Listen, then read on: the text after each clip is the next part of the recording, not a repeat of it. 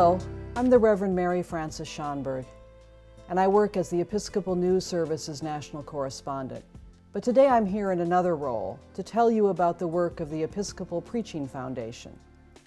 Just before I began my ordained preaching life in the pulpit behind me here at Christ Church in Short Hills, New Jersey, I had the opportunity to participate in the Preaching Foundation's annual Preaching Excellence program. It was a transforming time for me and strengthened me in my preaching life at a crucial moment in that vocation. Since then, I've had the privilege of serving as a faculty member on the Preaching Excellence program and also serving on the board of the Episcopal Preaching Foundation.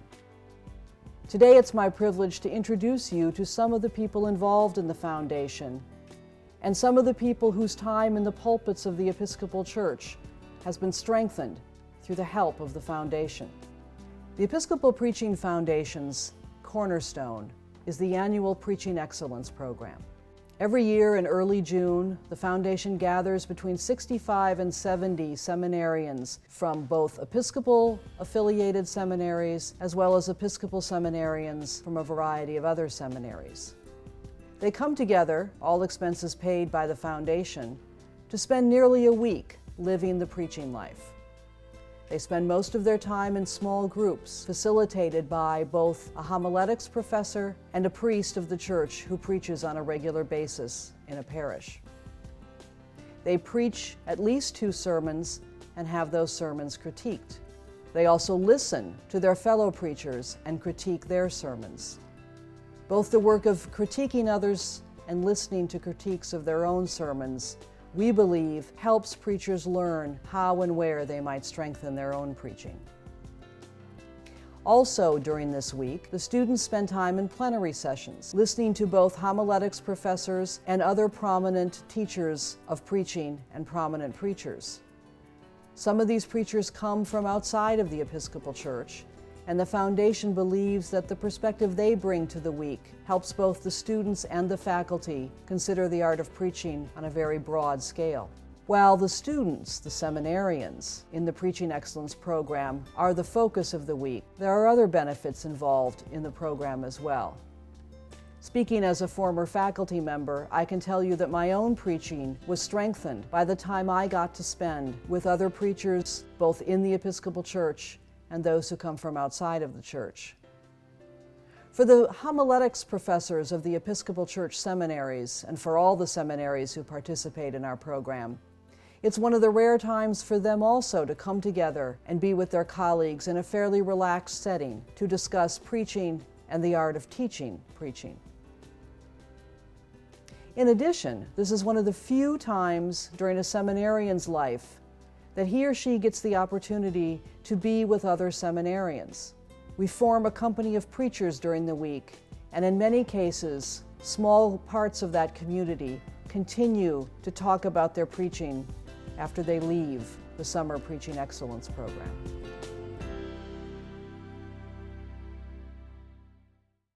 When I first heard about the Preaching Foundation, I was really struck that lay members of this church saw preaching to be so essential that they were willing to invest in its excellence and its continuing growth. And I'm grateful for the work that Gary Shilling has offered and his passion that he brings to this work. I founded the Episcopal Preaching Foundation about 20 years ago and still serve as its chairman. Like a lot of Episcopalians, I was concerned about the church's alumni, people who are leaving the church or nominal Episcopalians but don't attend regularly. People go to church for many reasons, the liturgy, the adult program, the youth program, but I think many people benefit from a good sermon, and I thought that if we could improve the level of preaching in general in the church, we could attract back many of the church's alumni and bring in new members as well. I believe that strong preaching is absolutely vital to the health and effectiveness of the Episcopal Church. Our task really is to take the great stories of our faith and relate them to people's stories in their own lives. And if we're unable to do that, we really are unable to make our faith intelligible to people in the pews and outside the church. Our mission is to improve preaching in the Episcopal Church. and to do so in a way that people recognize what we're doing and feel it's important to them, that it makes a difference in the level of preaching. And we're not looking just to reward the best of preachers, but to raise the overall level of preaching. The Episcopal Preaching Foundation begins with preachers when they're still seminarians.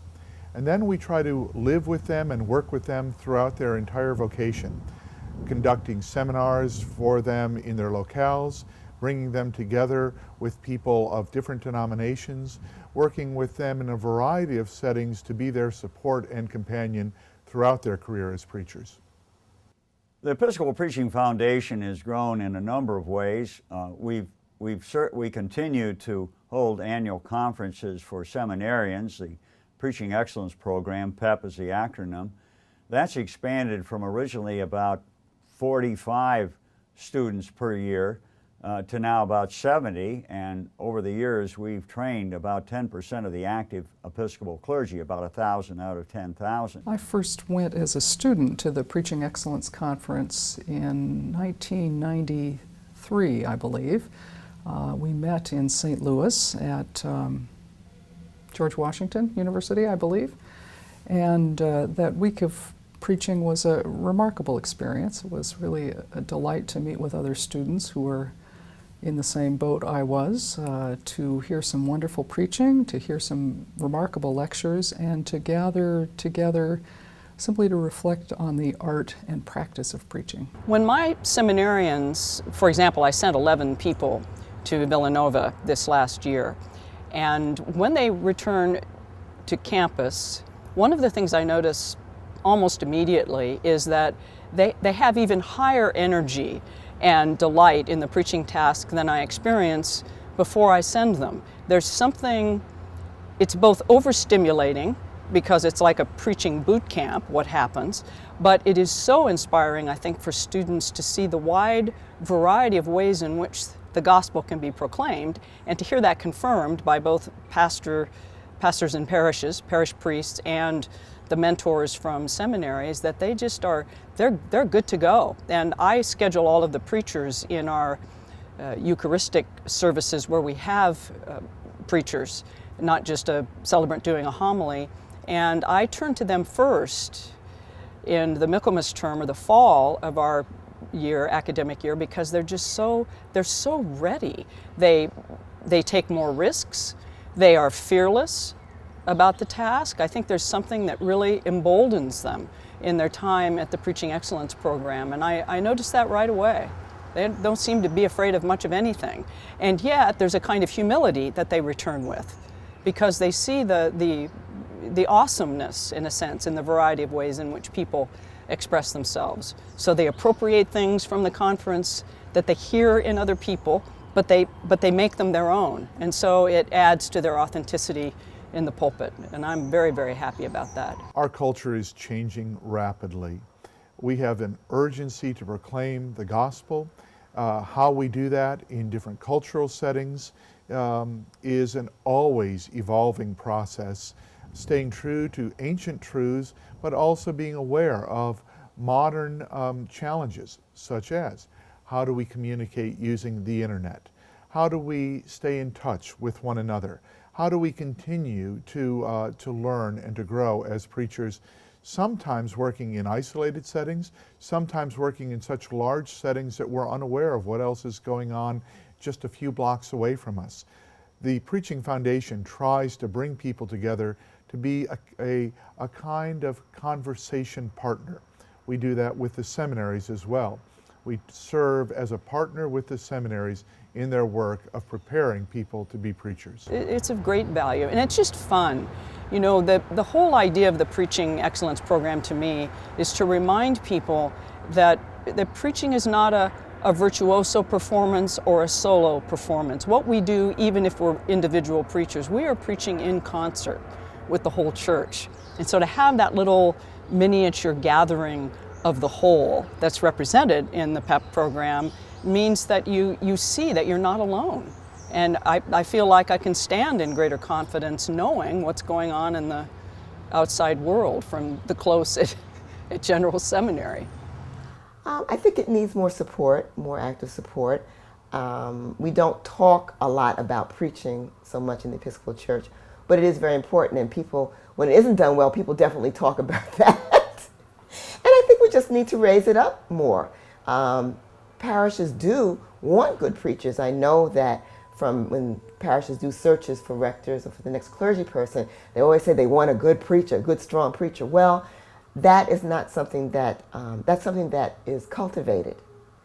Some people have the natural gift, but for most of us, we have to sort of learn how to do it, and we need to be supported in that. And so if parishes want to have a good pool of strong preachers, then people need to support an organization that helps people become strong preachers. And so I would hope that more people would learn about the Episcopal Preaching Foundation and the Preaching Excellence Program and all the other kinds of services that EPF provides and as a service and a ministry in the church.